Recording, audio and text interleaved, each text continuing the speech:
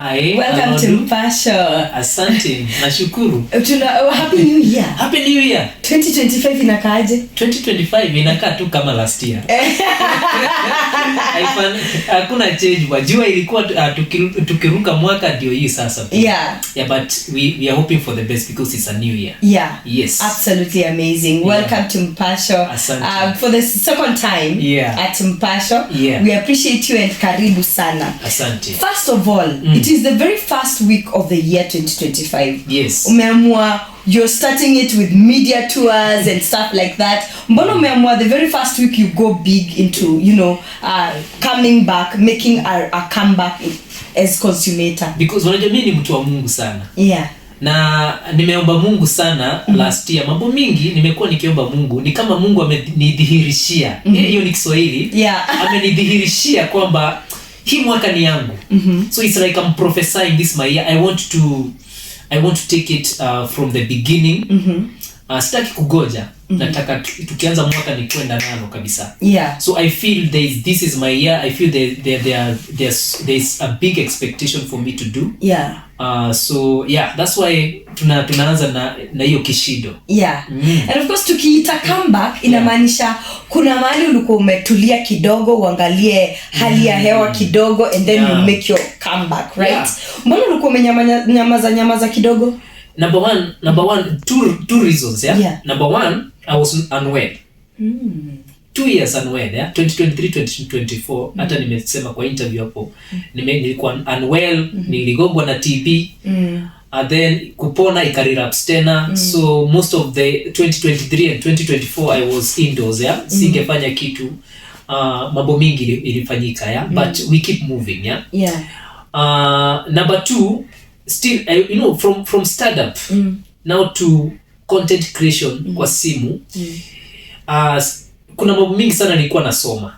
Juu nimetoka tu kwa startup alafu kuna simu zimekuja watu wanafanya content kwa simu. So it was for me it's something I had never done, yeah? So lazima ningejua watu wanafanya nini ili nikiingia pia nijue my niche and all that. So it was a learning process and again I was unwell. So pia ilinipatia time nisome what is happening, yeah. Na ile process umesema ulikuwa na TB, ukapona, ikarudi tena. Kwako wewe mwenyewe uki go back. Najua utasema ni Mungu, ni kweli ni Mungu, si ndio? And wewe kwako imekuwa experience aina gani? It's a trying because nimesema hata kupost video ilikuwa noma because I couldn't shoot.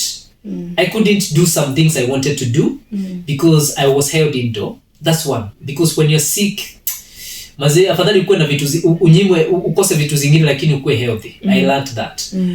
Number two, nilikonda sana. Hata sasa hivi ninajaribu. Nilikonda, I changed a lot mpaka when I posted a video, I got a lot of trolling, yeah? Watu wanasema nini bana, wengine wanasema ni bangi, huyu jamaa aliingia kwa ulevi, huyu ni mgonjwa. Unajua watu wanaanza, huyu jamaa si uende upimwe, unaona? Huyu jamaa ni nini baya naye? So nikiposti kuna time nilianza kuokopata kuposti video hata nikishoot, yeah? Because when I was sick, I used to use my phone to shoot. At least unajua uko na talent na una feel I can do it. So pahali huko you still want to do it. So nikiwa kwa nyumbani pia najishoot na simu hivyo. That's how it started. But then when I post, I get a lot of trolls because I really changed mpaka hata mimi najihurumia. Nilikuwa najihurumia hata sitaki kupost, but then unasema hapana, I can't stay here. I have to keep moving. So I think hiyo kuwa na courage ya kupost even when my state was like that, ndio imeanza kunifungulia njia. Juu ningenyamaza tu hivyo, maybe I could not have done it. I could not be even here today. Yeah. Yes. And what about friends during that trying time? Friends which friends. What would you say you've learned about friends during, especially ukiwa mgonjwa? Friends are friends when you're doing well. Yeah, I am saying, and I always keep saying this, when you're up there, you have a birthday. Kila mtu atakupost, hey, it's Consumator's birthday, it's Kalodo's birthday today, wanakupost because you are at that level, you are doing well. But when you're not doing well, no one wants to associate with you at that. And I cannot blame anyone. It's ni life. Iko hivyo, especially in our industry. Watu wanakupoteanga sana saide wanaona huyu jamaa hayuko poa. Lakini saide unafanya vizuri, ndio kila mtu anataka kukusaraud, unaona? Yeah. So it's that I was expecting that, so it was not haikuwa kitu ya ati out of there. So nilikuwa najua this will happen, so I was prepared for that. Yeah. But it was a low moment for me. Pia kukuwa na marafiki, sina marafiki. I was most of the time I was alone. And I think hiyo pia kuwa alone inafanyanga pia usipone haraka, unaona? Yeah, so yeah, but my prayers to God and me believing that there's something, kuna kitu ilikuwa inanisukuma, naona I need to do something na niko talented. So hiyo ndio ilifanya ni hata nikiamuka I want to start again. Yeah. Yes. Absolutely great. And sasa tuongee kuhusu content yako. Yes. Nimecheki content yako, and right now, you know, we're having known you from stand up, yeah? And right now unafanya skits as well. You're doing a lot of short videos as well, because it's 2025 and that's what watu wanataka kitu ya haraka. But one thing nimeona, you're venturing into cross dressing as well. Sijui mafans wamesema aje, because now when comedians wakianza ku cross dress watu wanaanza kusema sijui umepata any comments about that? Let me talk about this. I think this is the best platform to talk about it, and thank you for asking me that question. Cross dressing haijaanza leo. Kuna time maybe we were so young, watu walikuwa naitwa nyengese, walikuwa naenda town wana dress kama wanawake, wanaweka mavitu nyuma, wanakaa hivyo. No one had an issue in that time. Those days no one had issues. Like people walikuwa nafurahia. Because you know why? Mentality. Mentality walikuwa naona ni content. And those days there was no evil. Evil haiko imeingia kwa wase, kwa akili, like mambo ya hiyo chama ingine, vitu kama hizo ya.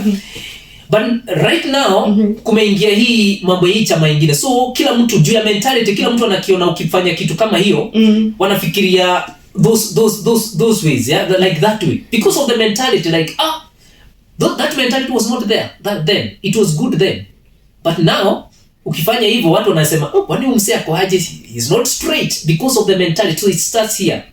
But for me, my mentality is I'm doing content. Okay, there's some content I can be able to do when I cross dress. Kuna kitu haiwezi toka vizuri nikifanya kama mwanaume. Haiwezi, the message can't go across the way I want it to go.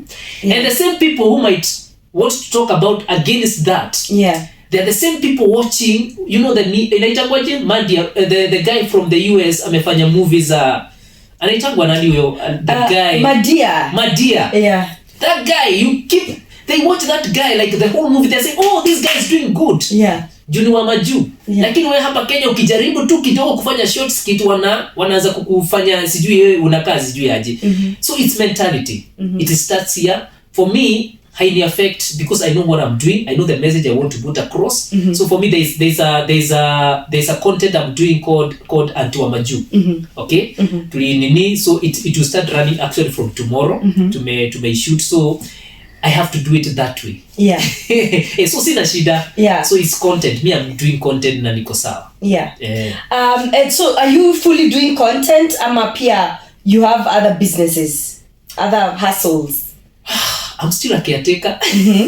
The last time we did an interview here was kulikuwa time unajua nilikuwa na kipindi kigumu, nimeenda chini after corona and all that, then nikagojeka and all that, but it's not an excuse. As an artist you have to wake up. Umeuliza? Bado umesema sasa you're still a caretaker. I'm still a caretaker. So ni saide corona ilikuja, I said this again, but I can say it briefly. Saide corona ilikuja, ilini affect sana, ili affect like kila mtu. But for me there are things, my family ilikuwa, my dad became sick and everything. It is ile service nilikuwa nazo I had to move out of my house and sell my things so that we can be able to support dad and all that. Then nikaenda nikakaa na best yangu, so tulikuwa tusaidiane kulipa nyumba, nikashidwa because events ziliisha. So after like 8 months sijalipa kitu, akanifukuza. Blame by the way, it's ni hali ya maisha. So from there nilikuwa nirudi ushago. Sasa ningekuwa nalima vibaya sana. But then sasa tulikuwa nimefukuzwa, nimekuta nguo zangu nje, tuko na watch usiku sana, jaribu kupiga masimu. So kupiga tu best yangu wa church. akaniambia niaje niko na place unaweza kaa, sijui kama utapenda. So it was a garage.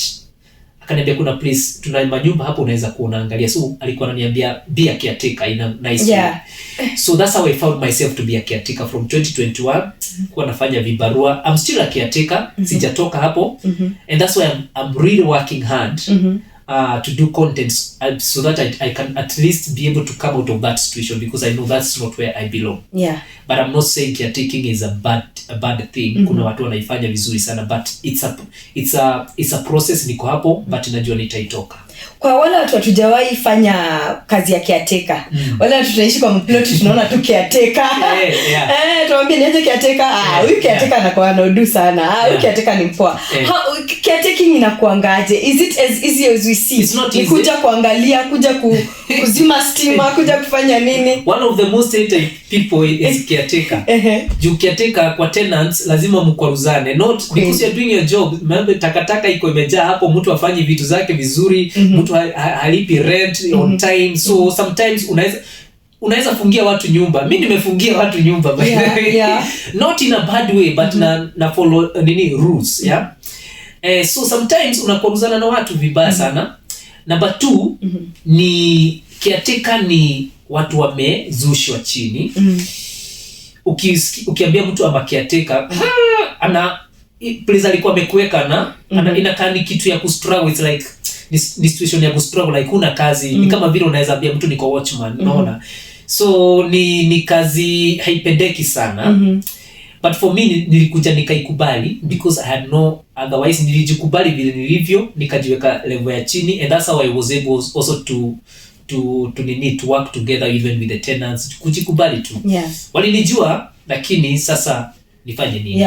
But unajua wengine tukiona caretaker tunasema caretaker ni watu wa udu kwa sababu unakuja tu kunifungia nyumba, you know. So what happens kwa sababu wewe you've been on the ground, right? And then umepitia hiyo, hata umefukuzwa, umeshaniambia umeshafukuzwa. And then mimi sina rent. Umeamua umekuja umeambiwa na mwenye nyumba fungie huyo nyumba. For you, does it take a toll on you because you're doing your job? Let me tell you, it is one of the hardest jobs, especially for me. Juu mimi nimekuambia nimeshafukuzwa, nishafungiwa nyumba mimi sana. So na sikuwa napenda caretaker. So now I'm in the shoes of a caretaker. So it took a lot of struggle sana, especially saa ile najua nafungia mtu nyumba. Ni kitu I struggle. I try to talk to someone. Lipa, But then sometimes I talk to the person. Like tuseme a tenant hajalipa na vitu kama hizo na anafukuzwa. I try to explain to them, bro, this is not me. Like mimi sikufukuzi, ni kazi. And I'm following rules, za kuna mtu anasema uhame ama utoke ama vitu. So sio mimi na try to explain ili wasichukue personal na mimi. Kuna usipoji explain watu watachukulia personal, like ni wewe umemfukuza. So me I try to and that's one of the things that have helped me to relate well with the people I stay around with. I explain myself to them. Guys, there's even a time I called them for a meeting. Nikwambia guys, you know me, mnanijua. Me am Consumator ni kwa Churchill, but sasa ni caretaker wenu.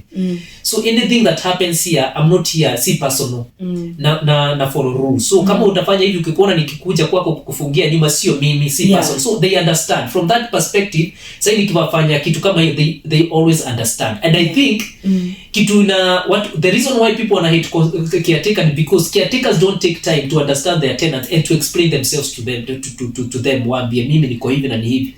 So for me ilikuwa easy juu walikuwa wananijua, wanajua msee. So for me to explain to them like I'm here because of work na nikifanya hivi ni kazi. So they understand. But kuna wala tu bado naona yes, lakini unamfukuza lakini anakuwekea grudge. So it happens. So huwezi furahisha kila mtu. And of course while we speak about Consumator, we cannot not speak about the Churchill show. Sasa sijui kama una plan to make a comeback there ama mambo yako vipi? Churchill show was a good platform for all of us, the comedians, and we thank Churchill. I usually say hata nikiwa huku chini na nikikutana na watu wakiniuliza mambo ya Churchill, he's our dad. we give him that respect. Alitupatia platform, tukajijenga, tukajulikana. That's why one of the reason I'm here, you are interviewing me, is because of Churchill show. He gave me a platform. Yeah, but for me, I think, let me use the word, I have outgrown that platform. Not because I'm so big as an artist, but because of the timings. Tulikuwa wakati wetu, tuka perform pale daily, show ilikuwa kubwa siku hizo, then tuko hizi times. So I feel now going back there, ni kama vile X unarudia X. Ni kama vile unarudia X, but I'm not saying unajua X anainvolviwa na mambo mabaya. For me it's not like an X, because Churchill show is a good show. So I can perform in Churchill anytime, but not a regular performer. Nikiitwa as an appearance for a certain show, anataka ni perform, I'll go there and perform, yeah. But what I'm saying is I cannot be a regular, because na feel hiyo platform sahi, the timing is out. Sahi platform iko hapa. Yeah. So why can't we grow our own platforms? And growing our platform, the way we can pay back to Churchill is when kiona tuna grow on our own, yeah. Hizi platforms zetu tukizijenga. That's why we can do we can do content on our phones na vitu kama hizo. Yeah. Yes. And of course, Nimona, you've transitioned into skits. Yes. Then is it that hiyo ni hiyo tu, ama you're getting into also planning to doing your own stand-up as one man, you know, Consumator mmoja, tukuje tulipe tickets? Yeah. For me, okay. For me, starting doing skits, it was also a learning process. What is it? Nini, unajua receptions za watu, utajua. Kama hiyo umesema ya cross dressing, I did 2 videos zikaenda sana. One of the videos, by the way, zimeenda sana ni hiyo ya cross, hiyo anti wa majuu. Because of 2 things. Kuna wale watu wapende na kuna wale wanapenda. Wengi wamependa. So it's a learning process. Ujue nini watu wanataka kwa industry. Unatry hii, unajua. For now, I can say I know where my niche is. Yeah. But for me, I want to do it differently. Like when you talk about stand-up, yeah, I feel stand-up, I can still go back to stand-up. And one of my strongest point is I want to do is church stand-up. Me, I want to do ministry in church. I think that's one of my strongest point, yeah. Na kuna vitu nimetayarisha, so hii mwaka nataka ku launch myself into the church, to do stand-up comedy in churches. So I want to do tours, and then maybe summary nifanye stand-up 1 month show ya church. Maybe tuta organize tuone how we can do it in a unique way and all that, yeah. Yeah. Great. Yeah. Consumator, the last 2 years, you've been through a lot. With the corona, the events, Nini, everything. Yeah. What would you say is your biggest regret from everything? Not planning early. Okay? I think I took a lot of time to plan, to know what I want to do. Okay? So, that transition, especially from stand-up to now the content of, is a skits and all that, it took time for me. I cannot blame myself so much because, again, I told you I was unwell and all that. But, again, that's not an excuse. So, it took for me to plan myself well, yeah? And again, the challenges nilikuwa nazo, some of these things, wewe uko kwa hii industry, to shoot something, it requires a budget. Hata kama ni kidogo aje. Kama mimi kuna ideas mingi niko nazo, lakini zinani hold back to shoot juu ya like a budget. Juu tuseme uko na cast, lazima hata kama walipi unataka walishe. Nataka mlipie nauli ya kuje. Vitu kama hizo sometimes when you're shooting something you have to hire cameras. I don't have a camera, so if I have my own equipment I can be able to do much, yeah. So that's why I'm working hard to be able to now to nijikusanye, nikuwe na vitu zangu, vitu kama hizo. So at least kukosa hizo vitu take a lot of time settle down into it. So I think the challenges I had for the last like 3 years, yeah. And also learning about the industry, from transitioning from stand-up now to that. Yes. So hiyo naweza sema si kujua mapema, nijiplan mapema, nijiorganize mapema. Ningejua hivyo like saida ya corona. Unajua kuna watu waliingia kwa after corona ndio hao chua. Yeah. Na wakaanza na wakaenda nalo. Sisi tulikuwa bado tumehang kwa startup. Churchill itakuja, Churchill is coming back, corona labda itakuwa 2 weeks ama 3 months, ikaenda 4 years, yeah. You know, tunangoja bado, unaona. So I think that for me ilikuwa one of the, I didn't plan well. Nilingoja sana. Unajua, labda ningeingia mapema maybe ningekuwa different, but again God's timing is the best. Yes. Yeah. And we learn every day. We learn every day. Yes, 2025 imekuja, imefika. Ndio hiyo. Ujapumzika is the first week. The first week hapa nakimbia. Yes, yeah. Mafans wako are expecting the rest of the year. We expect a lot. Kuna vitu nimekwambia, I've already nimeanza kushoot, so ni kuanza kurelease, yeah. Yes. So from this week coming to next week, so I'll be, kitu ilikuwa imeni affect ni consistency, but now I want to do that, to maintain that consistency. Wataniona sana. Yeah. Wataniona sana. So let me say they will see me a lot. Yes.